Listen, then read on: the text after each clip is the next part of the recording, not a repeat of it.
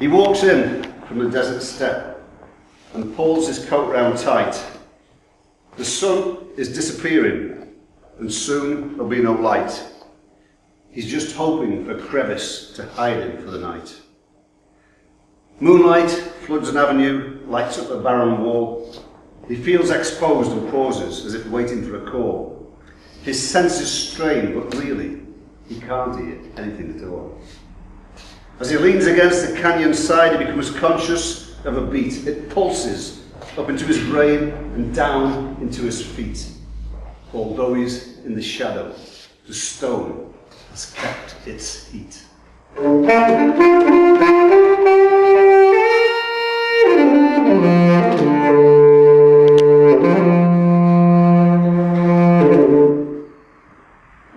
No sound to speak of, just a throb. An invitation or a warning.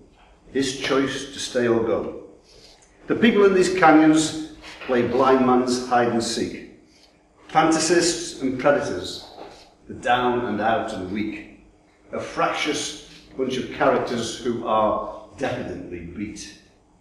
It's where they do their business, but only after dark. Fugitives and chancers who want to make their mark. It's where they think they can't be found.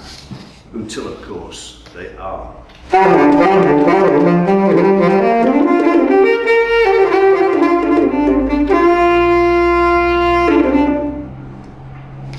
He puts his hand on the canyon wall, feels the energy inside. It draws him down a cul-de-sac with no place to run or hide.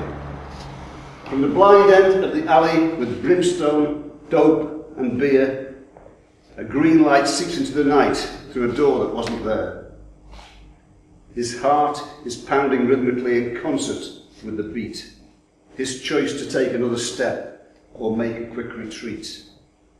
Pushing at the door, he tries to be discreet when a voice says, "Let me take your baggage, lover, then I'll find you a seat."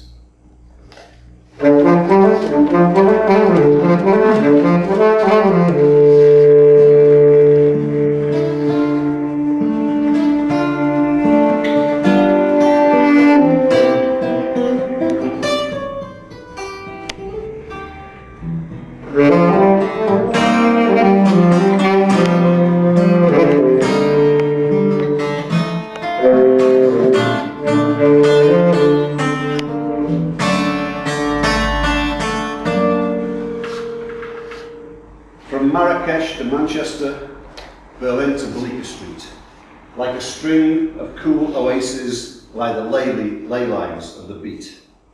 Unmarked, unmapped, unplaceable, invisible through day, they lure weary, willing travellers to sensual nighttime play. So, if you lope in from desert steppe to a town as yet unknown, take a stroll at midnight when the stepping dogs start to roam. And if by chance you come across a green door oozing light and a sultry voice breathes in your ear and invites you to stay the night, and if you think you might not go, but then again you might, remember you were chosen and you've only got one life.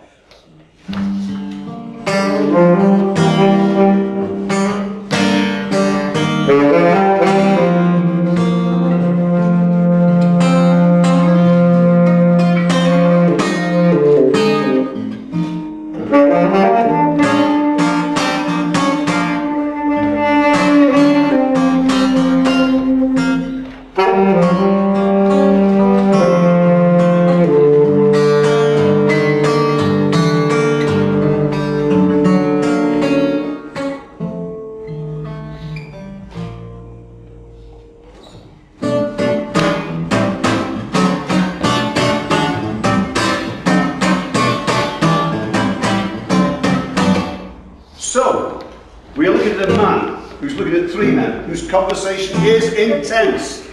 Judging by his Hawaiian shirt, he's a man who's travelled far, or he's just got no dress sense. He makes no pretense of being cool. Enigmatics of his style, acts the fool. In his head, he's recording every beat of their speech, every fraction of their action. His feat of memory is prodigious. No distractions, stored is in a city camera. He is the memory babe, the chronicler of a new wave of writers and performers who in part do not wish to be slaves to the prevailing culture of consumption, but use their gumption to make a living from their art. They live on the edge, create their own world, and demand that everyone else takes note. No joke. He takes their lives and weaves and scribes. It's 1950. They're at a club and fumbling their last dimes. Charlie's playing tonight. He's just been serving time. All the crowd are out tonight. Far out, but not out of sight. They're there to be seen, to preen, to be out of the town. They're not just following Steppenwolf through that green door. They're busting it down. Subterraneans, says Ginsberg, are hip without being slick. They're intelligent without being corny. They're intellectual as hell and know all about pound without being pretentious or talking too much about it. They are very quiet, yet they are very Christ-like. Did he say that before he met Neil Cassidy? He describes our subject's writing style as spontaneous prosody. The man in the Hawaiian shirt stands out among the grey and black, the zoot suit shades, and here and there the cropped hair sandal-wearing girls. He occupies a world of shadows. Each table candle creates its own tableau. Along the brick-faced wall, he's having a ball. He's on another plane where something deep inside is dug. He's got the bug. A pulse, a thrum, a wave of energy with each solo, each virtuoso roll of drum. With every number, he is reborn, following the cycle of each studied path. Each piece leading inexorably to climax, death, and a sardonic laugh. In this caveman, he has nothing to lose. In this theatre of bebop, he pays his dues. He may be a drunk, and he may act a fool, but he is respectful to the bodhisattvas of cool. The other subterraneans may come and go, but Kara remains their Caravaggio.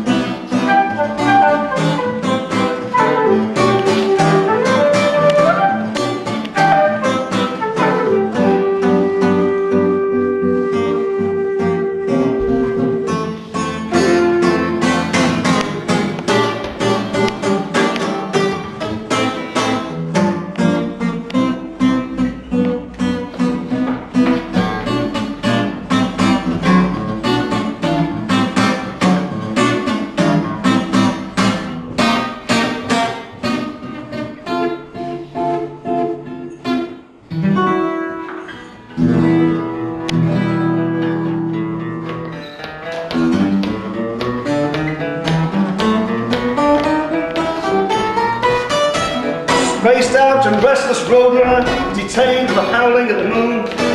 Witty, well-read, refined roadrunner, smoke rising from your clattering keyboard. Catholic boy, Buddhist boy, bisexual boy, pulling daisies in the darkness. Go, Jack, go. Spilling your words like seamen, flying high wings into the sun, soaring brilliant like the blue jay. Torchlight on the Dr. Sack shadows, illuminating the poor and lowly. Leaping headlong into chasms of gloom and doubt. Go, Jack, go. Poor misunderstood Tijan, misplaced patriot and faggot beater, lost and lonely in the chasms of the city, lost and lonely on the mountain peak, hoping to answer time's eternal chain. Question, hoping to free yourself from life's eternal chains. Go, Jack, go.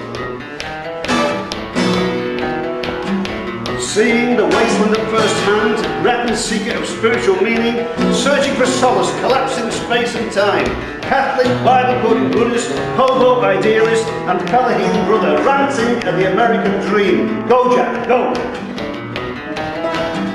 Moon lover, road lover, mountain lover, city lover, street lover, sex lover. East, west, west, east, your motif. Wearing a crown, not of your making. Boy Scout, small town football, overly short skirted schoolgirls. Go, Jack, go! Yeah! Gulliver, Track and Lilliput, Seaman, Scullion, Jazz Freak, Bebop, Spoon, Bejeweled Words, Upbeat, Downbeat, Beat Up and Beatified. St. Francis of the Lonely Wankers, seeking the forgiveness of a merciful stranger. Go, Jack, go. Yeah. Whoa. Yeah, Daddy.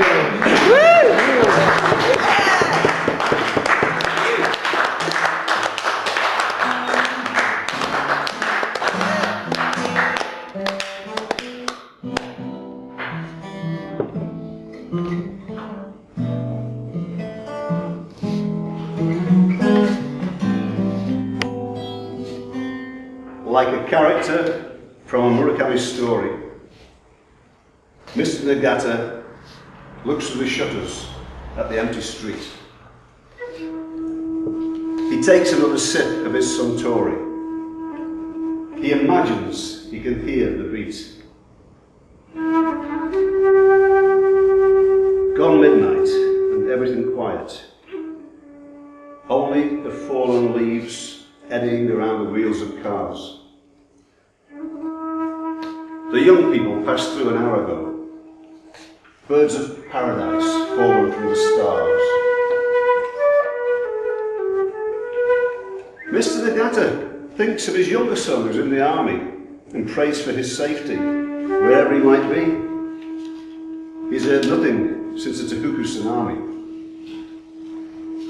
For 30 years he listened to the plangent beat rising from the cellar club 3 doors away. He has seen the queue stretched down the street, and he has heard the masters play. All things must pass, thinks Mr. Nagata philosophically. But even during the quake, it carried on. People came out to challenge nature, yet now the beat has gone.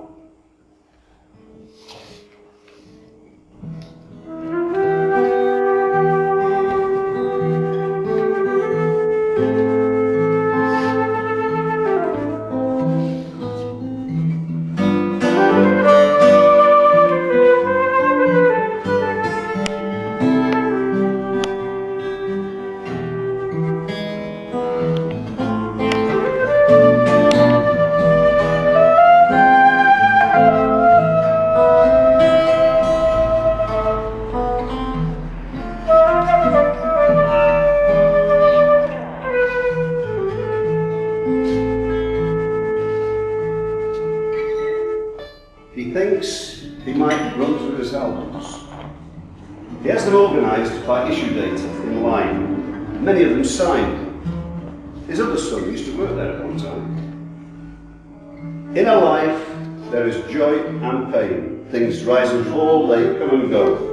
Mr. Nagata has seen it all, and thanks his gods that he's still here to know. He picks an album. Here's one he hasn't played for years. Stan gets his Autumn Leaves and allows himself the luxury of tears. Like a character from a Murakami story, Mr. Nagata looks through the shutters at the empty street. He takes another sip of his Suntory and realises his fingers are tapping to the beat.